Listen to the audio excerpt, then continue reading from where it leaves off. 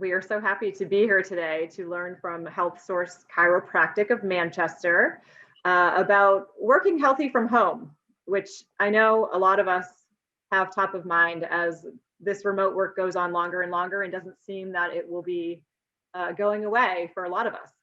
So I want to introduce Dr. Greer, chiropractor from Health Source, who is going to enlighten us on, from her perspective and her experience and knowledge, some great tips that can be strategies that we might not think of. I know I wouldn't, from working from home.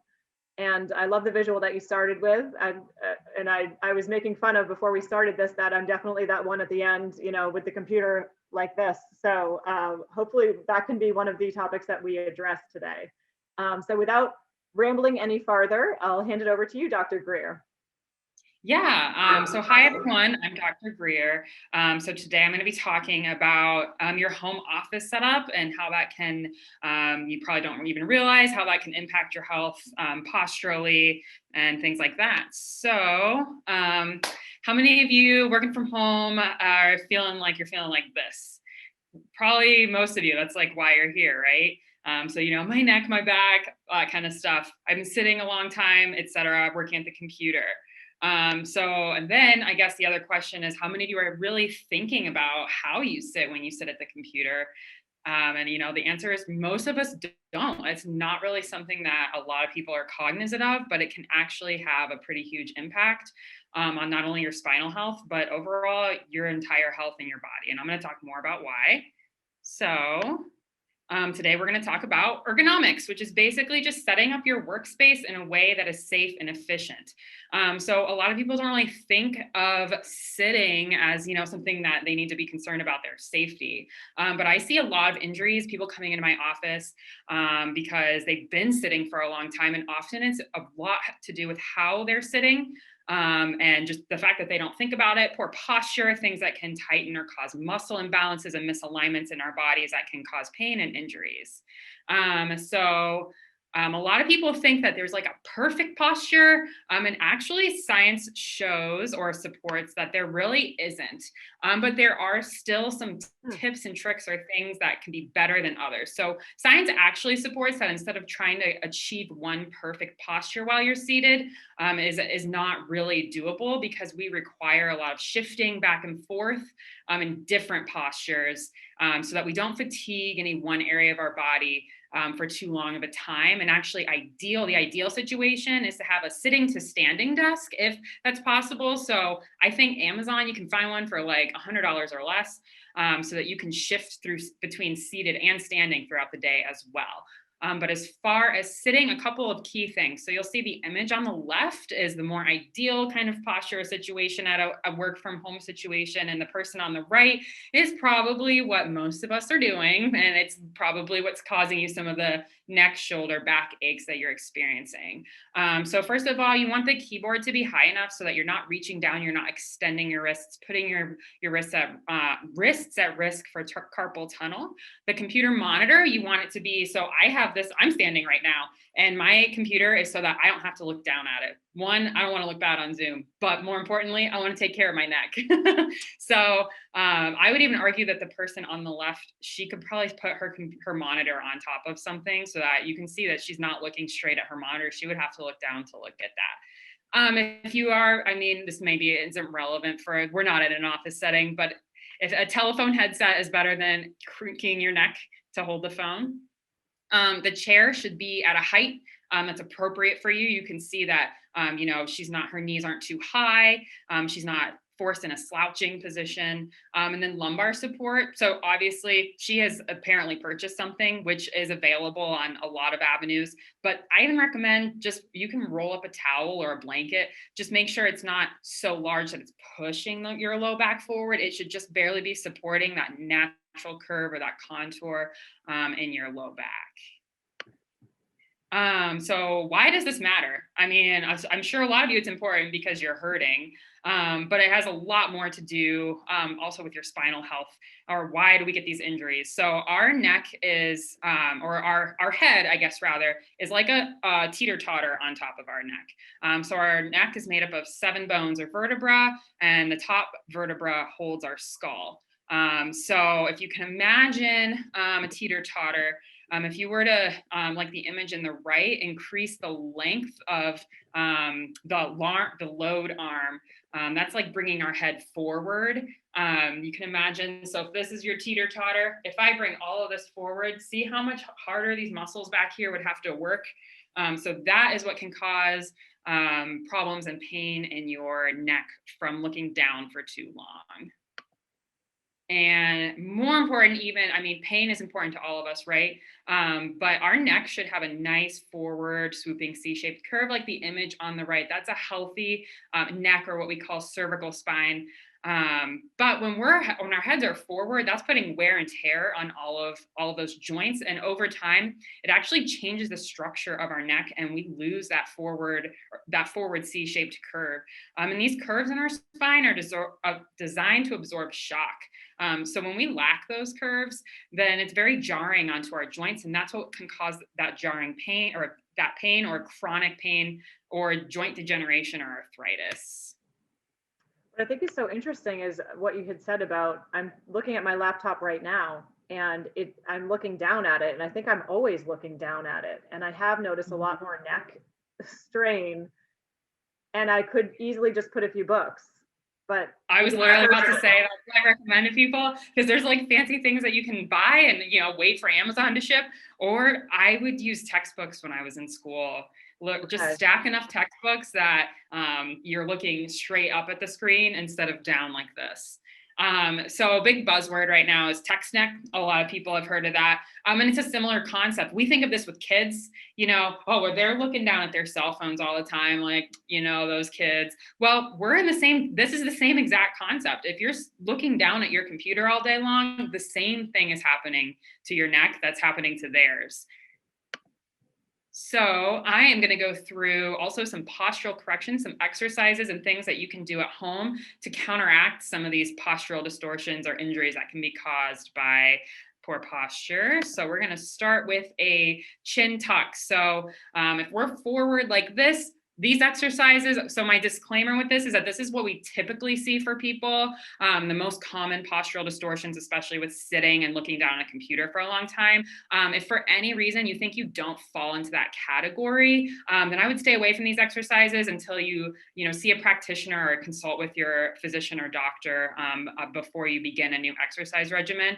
But most of us have what we call forward head carriage. So what I was talking about, where the head comes forward from looking down for a long time. So all you're going to do is you're going to bring your chin straight back, and you're going to look really cute, like you have a double chin, but it's good for you, because what happens is our head comes forward. All of these muscles get tight and tense from that, but our deep neck flexors that are actually supposed to hold our heads up over our shoulders get really weak. So this is just counteracting that motion. So you're not only strengthening these muscles here with a quick hold like that, but you're also helping these muscles to relax, as well as correcting that postural curve. So be careful. I'm just resting my finger on my chin. That could be a good guide, but you want to be careful that you don't push, because if you push, then you're putting pressure on your jaw. So did you just catch me doing that? Is that why you said that? Because I just totally was like, ooh. Oh, that's what people do all the time. So just rest it on there as like a guide. So you can do, if you really want to counteract or you're really concerned, you can do up to like 3 sets of 10 3-second holds of these once every hour. And you can't really do too many of them. So the next one here are called cervical isometrics. So similar is strengthening the muscles that don't get worked or that get weak because of poor posture. So you're going to kind of think about that chin tuck position, not come into the full tuck, but just kind of think about that chin tuck position so that you're strengthening muscles in the correct posture. And then you're just going to gently push your head into your hand in all directions. So side to side, looking side to side like I were shaking no, but of course you're not actually moving. That's what isometric exercise is. It's actually a non-moving exercise. And then that gentle tuck and then extending back. I usually don't tell people to do forward, because that's this motion anyway, which we're trying to counteract. And most of us don't need to strengthen in that direction already. Yeah. So you're kind of just pulling back so that to counteract this computer thing. Yeah. So yeah, that gentle. Yep. So you want to bring that chin back so that when you're strengthening these muscles, you're strengthening them in a good posture and not a bad one. Okay. So you're not making things worse. And then lastly here, I have a Brugger's posture break. So basically, if you think about how you generally sit at a desk or at a computer when you're not thinking about it, it's like all like this, right? Like, so you're hunched forward, your head's forward, you're looking down. This is like, if you think of just the opposite of that. So you're just going to open everything up and squeeze your shoulder blades together, like pinch them together, and then let your head kind of fall back. You can do like 3 like 10-second holds once every hour, and this will help open all this up, stretch all these muscles here that get tight from this motion, and strengthen all the muscles in the back that get weak because of this posture. Mm-hmm. So as far as why else this is important, so of course, you know, none of us want to be in pain, and that is important. Being pain-free is important to our health. But more importantly, our spine houses our nervous system. About 10% of that nervous system's job is to feel pain. The other 90% is function. So telling our heart to beat, our lungs to breathe, and our stomach to digest food. So when we get misalignment from bad posture in our spine severely enough, it can actually put pressure on nerves. So we have the brain, which is our control center, the spinal cord, which lives in the center of our spine. And then in between each vertebra is a nerve root. And that's where the nerve exits the spine and the central nervous system to go out and tell all the different parts of our body what to do, how to do it, how much, etc. And when we have injuries in our spine, it puts pressure on that nerve root. And you know what you feel is pain, but like I said, that's only 10% of that nerve's job. You don't necessarily feel that, well, now the messages from your brain to your stomach aren't as clear as they should be. So that's the importance there. And if any of you think that you have a problem with that or you're concerned about it, then we're actually doing a promotion for this event, which is our exam, x-rays, and consult with me about what I think would be the best recommendations for you are free.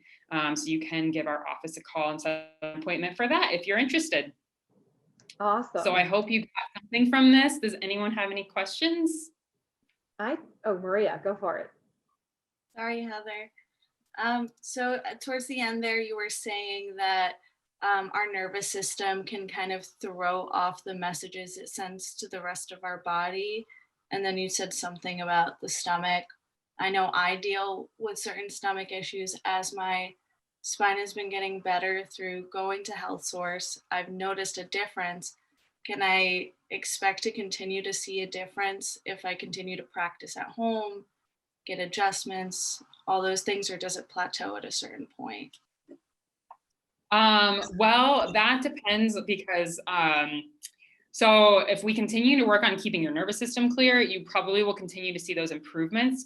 But a lot of those kind of health concerns are also multifaceted. So if there's anything with like your diet or stress or extraneous kind of things that are outside the spine and nervous system that are contributing to that, then there may be a point where you do plateau. It does generally take the body some time to heal. So with you, there may be significant pressure or damage on those nerves that the body just needs some time to heal and repair, but that you can definitely continue to expect to see improvements if we continue working on your spine and nervous system. Great, thank you, Dr. Greer. Yeah, my pleasure.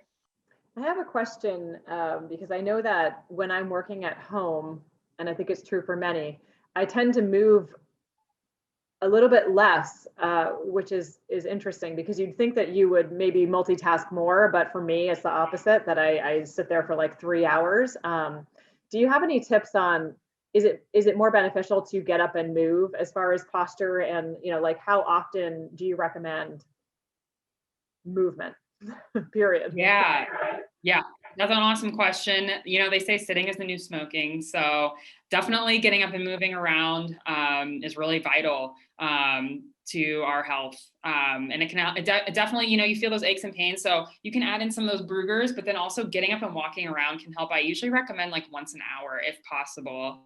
Or there's really you can't really do it too much. But of Right. course, you don't want it to interfere with your work. So a reasonable expectation is once an hour. So kind of just get up, walk around, maybe do some of those exercises to counteract that posture before you dive back in. Yeah, I definitely notice when I do that, I feel a resurge of energy too, because you're just, not sitting in that same spot. And just from an energetic standpoint, I'm more productive when I come back to the screen, but I fall into this pitfall of just zoning into work and forgetting to do that. So I think Yeah. you can feel the difference when you do. Yeah, there's science behind that, and off the top of my head, I'm not really sure what it is, but you definitely, moving around is stimulating a different part of your brain, so that you can, kind of give the big thinking, that part a break. But that moving around can help energize you that way, give that part a break. Yeah, so true. Awesome. Any other questions? I have a quick question. You mentioned working at a standing desk as opposed to sitting. Do you have any tips for while standing to make sure everything's aligned and whatnot? Yeah, that's a great question. So first of all, as I catch myself doing it, you don't want to lock your knees. So you want to make sure you keep your knees bent, and then you can shift your weight from leg to leg. And then it's the same thing. You want to make sure that your monitor is up high enough so that you're not looking down, because I can be standing, but if I'm still like this, it's just as bad. And then the keyboard as well. I think, so what I just noticed and this is not designed for me to be working on it, just to present, but my wrists would be in flexion like this if I were to try to type on this way. So I would probably have to change something about this setup so that I didn't get carpal tunnel or something like that. So carpal tunnel, the main thing is you want this to be on an even plane as much as possible? Yeah. Okay. That's good to know. So for keyboards, computer keyboards, they sell those little pads that you can rest your wrist on. Those tend to help people a lot with that. Right, that makes sense. I never really knew what those pads were for. I thought it was just like a funny little comfort, but that makes sense. The other thing I was thinking is, do you recommend sitting on yoga balls or any of those types of seats that I think are intended to help you sit up straight?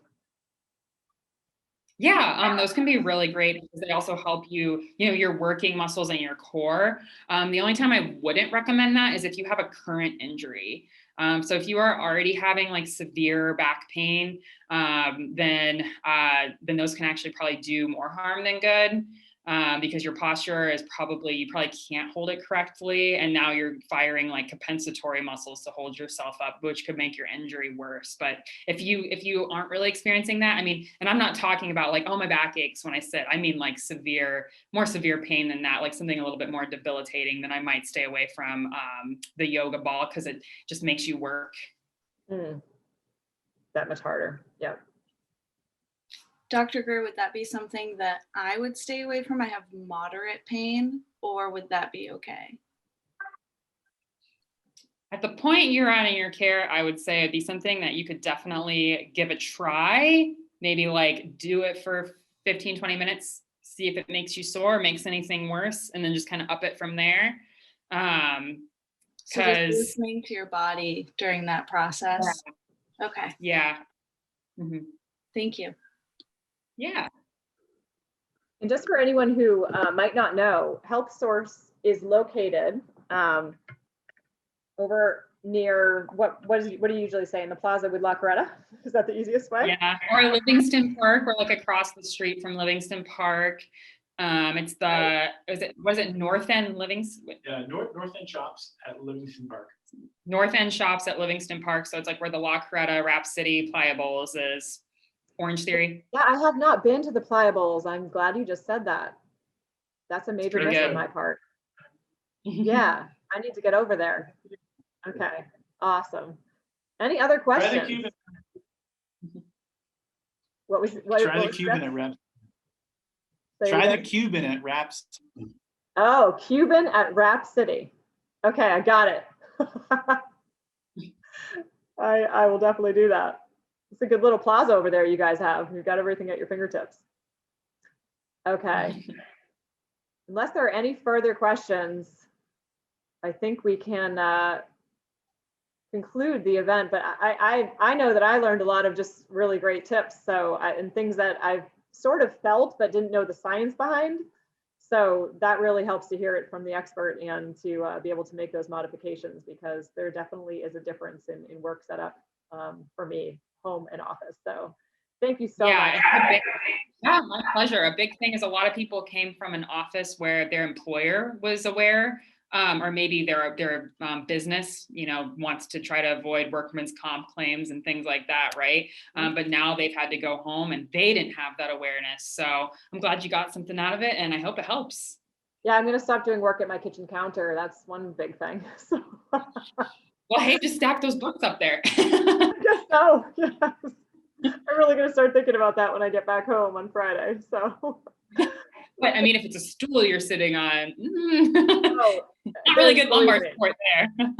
Believe me, it's bad all around, definitely. And I'm feeling it in my neck specifically. So that's funny. I also need to come over there and see you. So.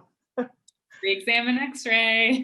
I know. I love it. I love it. I will be signing up for that for sure. Sounds good. We look forward to seeing you here. Yeah. Yeah, I do need it badly.